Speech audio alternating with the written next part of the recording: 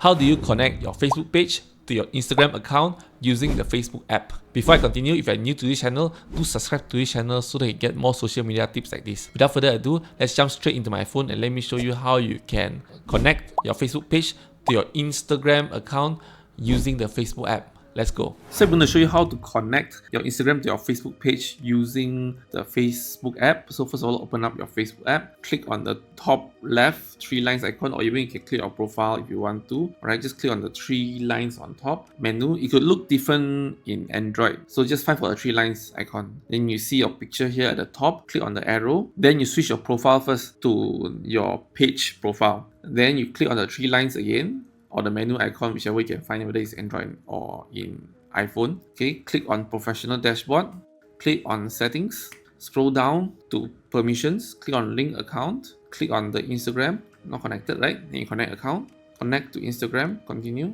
So I need to connect. Alright, click on Continue. Alright, so you put your password and then you need to link your Instagram. So you need to log in first, just log into your Instagram account. Okay, done. Click on Login. Up to you, save info or not, right? Just save info. Alright, log in, continue.